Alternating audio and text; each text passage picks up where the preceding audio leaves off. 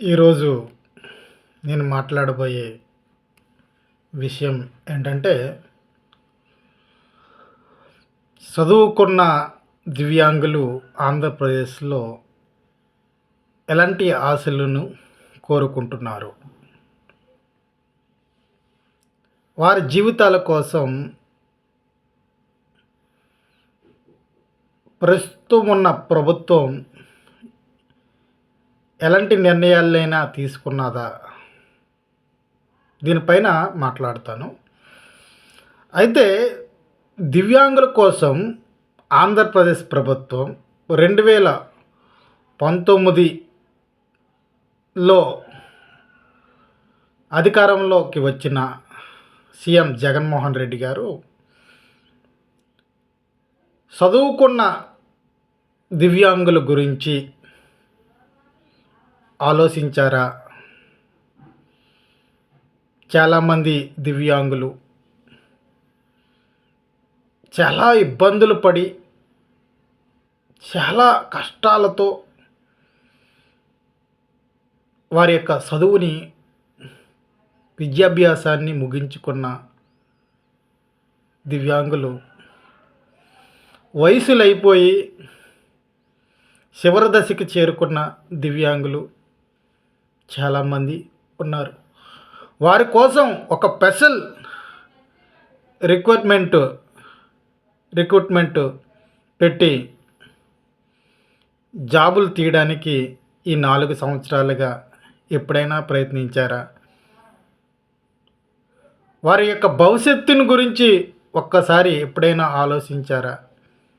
అంటే శూన్యమనే అనిపిస్తుంది. అందులైన దివ్యాంగుల గురించి ఆలోచించారా? బదిర్లైన దివ్యాంగుల గురించి ఆలోచించారా? శారీరక వైకల్యం గల దివ్యాంగుల గురించి ఆలోచించారా? మానసిక వైకల్యం గల దివ్యాంగుల గురించి ఆలోచించారా? ఒక్కసారి సీఎం జగన్మోహన్ రెడ్డి గారు గుర్తించాలి. వైసీపీ ప్రభుత్వాన్నైనా, లేకపోతే ప్రతిపక్షాల్లో ఉన్న రాజకీయ పార్టీలైనా దివ్యాంగుల తరపు నుంచి పీడబ్ల్యూడీ ఫెడరేషన్ రాష్ట్ర అధ్యక్షుడిగా నేను అడుగుతున్నా, దివ్యాంగుల గురించి ఆలోచించండి. ఇంతవరకు చేయలేదు, ఇప్పటికైనా మేలు చేయడానికి ప్రయత్నించండి. మా దివ్యాంగుల యొక్క ఓట్లు మీకు తెలిసే ఉన్నాయి, ఎన్ని ఉన్నాయని. ఎందుకంటే రాష్ట్ర ప్రభుత్వం ఎంతమంది దివ్యాంగులకు పెన్షన్లు ఇస్తుందో అది స్పష్టంగా మీ అందరికీ కూడా నోటెడ్ ఉంది. సుమారు 10 లక్షల పెన్షన్లు ఈ రాష్ట్రంలో ఇవ్వడం జరుగుతుంది. కాబట్టి వీరందరికీ కూడా సుమారు 7 లక్షలు ఓట్లు అనేవి రాష్ట్రంలో ఉంటాయి. ఇందులో ఉద్యోగస్తులైన దివ్యాంగులు కూడా ఉన్నారు. ఇంచుమించు వారు ఒక చూసుకున్న ఇన్కమ్ ట్యాక్స్ పరిధిలోకి వచ్చిన దివ్యాంగులు వీళ్ళందరూ కూడా చూసుకుంటే వారు కూడా ఒక 60-70 వేల మంది ఉంటారు. సుమారు 8 లక్షల మంది వికలాంగుల ఓట్ బ్యాంకు ఈ రాష్ట్రంలో ఉన్నది. వారి యొక్క తల్లిదండ్రులు, వారి కుటుంబ సభ్యులు వీరందరినీ కలుపుకుంటే 30 లక్షల ఓట్ బ్యాంక్ అనేది మా యొక్క పరిధిలో ఉంది. కాబట్టి రాజకీయ పార్టీలన్నీ కూడా దివ్యాంగులను ఉద్దేశించి వారి యొక్క చదువుకున్న వికలాంగులకి ఉపాధి అవకాశాలు మెరుగుపడే విధానంలో ప్రైవేట్ రంగంలో కానీ, ప్రభుత్వ రంగంలో కానీ ఉద్యోగాలు కల్పించే దిశగా మేనిఫెస్టోలు రూపొందించాలి. కాబట్టి ఎంతోమంది పీజీలు, డిగ్రీలు, ఇంజనీరింగ్లు అయిపోయిన దివ్యాంగులు ఉన్నారు. వారు ఎప్పుడా నోటిఫికేషన్లని ఎదురు చూస్తున్నారు. జనరల్ నోటిఫికేషన్ వేసినా మేము పోటీ పరీక్ష రాసి ఏదో ఒకలాగా ముందుకు గెలుచుకుందాం. నోటిఫికేషన్లు లేవు. కాబట్టి మా యొక్క ఆంధ్రప్రదేశ్ ప్రభుత్వం 5% రిజర్వేషన్లు దివ్యాంగులకు కల్పిస్తున్నామని గొప్పలు చెప్పుకోవడం కాదు, కానీ వాటిని అమలుపరిచే దిశగా ముందడుగులు వేయవలసిన అవసరం ఉంటుంది. ఇప్పుడు మేనిఫెస్టోలో తప్పనిసరిగా వికలాంగుల యొక్క ఆత్మగౌరవాన్ని పెంపొందించే విధంగా వారి భవిష్యత్తు నిర్మాణం కొరకు ప్రస్తుతం వారి యొక్క ఆర్థిక పరిస్థితులను బట్టి 3,000 పెన్షన్ అనేది సరిపోవడం చాలా కష్టం.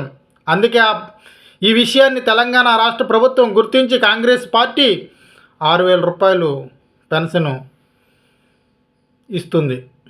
మన ఆంధ్రప్రదేశ్ ప్రభుత్వం 7,000 రూపాయలు వికలాంగులకు దివ్యాంగులకు పెన్షన్ ఇవ్వాలని పీడబ్ల్యూడీ ఫెడరేషన్ డిమాండ్ చేస్తుంది. ఈ డిమాండ్కు అనుగుణంగా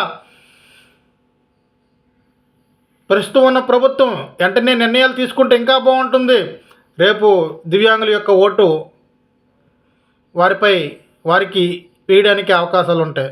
లేని పక్షంలో ప్రతి పార్టీ మేనిఫెస్టోలో దివ్యాంగుల డిమాండ్లతో కూడిన అంశాలు ఉండాలని, పెన్షన్ పెంపుపై వారి యొక్క నిర్ణయాన్ని ప్రకటిస్తే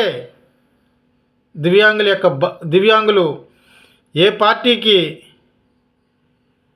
ఓటు వేయాలో, ఏ పార్టీ మా దివ్యాంగులకు మేలు చేస్తుందో వారు తెలుసుకోవడానికి అవకాశాలు ఉంటుంది. ఇప్పుడు మీరు ఒక వీడియోని చూడండి. ఆ దివ్యాంగుడి యొక్క ఆవేదన ఎంత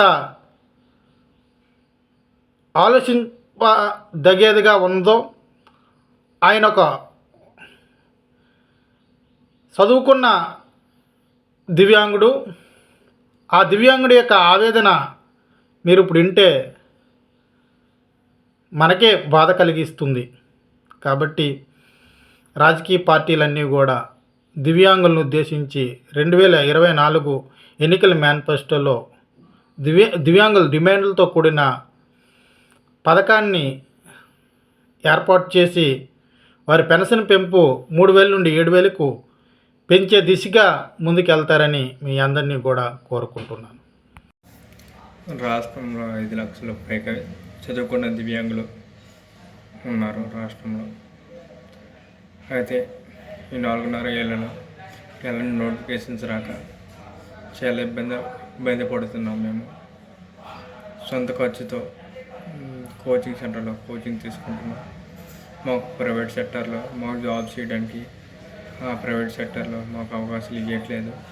అక్కడికి వెళ్ళి జాబ్స్ అడుగుతుంటే మీరు ఆ జాబ్ మీరు చేయలేరు, మీరు ఆ జాబ్కి ఎలిజిబుల్ కాదు, మీరు నడవలేరు, మీరు నించోలేరు అనుకొని మమ్మల్ని హేళన చేస్తూ మాకు జాబ్ ఇవ్వట్లేదు. గవర్నమెంట్ మీద మాత్రమే ఆధారపడి ఉన్నాం. 4.5 ఏళ్ళలో ఎలాంటి జాబ్ నోటిఫికేషన్స్ మాకు ఎలాంటి నోటిఫికేషన్స్ రాలేదు. డిఫెన్స్లో ఆర్మీ, నేవీ, ఎయిర్ ఫోర్స్ పడ్డాయి, కానీ అందులో మేము ఎలిజిబుల్ కాదు. మాకు ఎలాంటి నోటిఫికేషన్స్ లేక మేము చాలా ఇబ్బంది పడుతున్నాం. రాష్ట్రంలో అలాగే చాలామంది విద్యార్థులు, చాలామంది వికలాంగులు ఉన్నారు. మాకు 3,000 రూపాయల పెన్షన్ దేనికి సరిపోవడం లేదు. మాకు పెన్షన్ వద్దండి, మాకు ఉపాధి భద్రతతో కూడిన ఉపాధిని మాకు పెంచండి. మాకు బ్యాక్లాగ్ పోస్టులు కూడా పడట్లేదు. మాకు బ్యాక్లాగ్ పోస్టులు ఎప్పుడు పడుతున్నాయో ఎవరికి ఇస్తున్నారో అర్థం కావట్లేదు. మాకు ఎలాంటి నోటిఫికేషన్స్ కానీ ఎలాంటి ఉద్యోగ పద్ధతి కానీ మాకు లేదు. మాకు 3,000 రూపాయలతో బ్రతకలేకపోతున్నాం. మాకు గౌరవంగా బ్రతకాలని మాకు మీరు మాకు ఒక నోటిఫికేషన్ ఇవ్వండి, మాకు స్పెషల్ ఒక నోటిఫికేషన్ ఇవ్వండి. మేము ఖచ్చితంగా మేము అందులో రాణించగలం.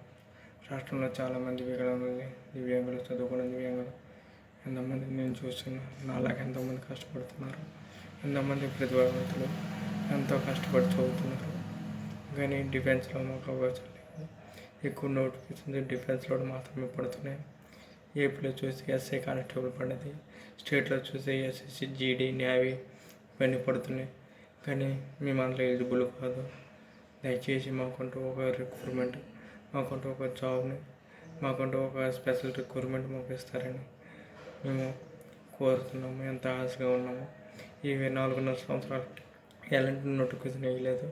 ఇప్పుడు ఎలా బతకాలి? నాలాగా ఎంతోమంది సఫర్ అవుతున్నారు. మమ్మల్ని ఒకసారి గవర్నమెంట్ ఒకసారి పట్టించుకోండి.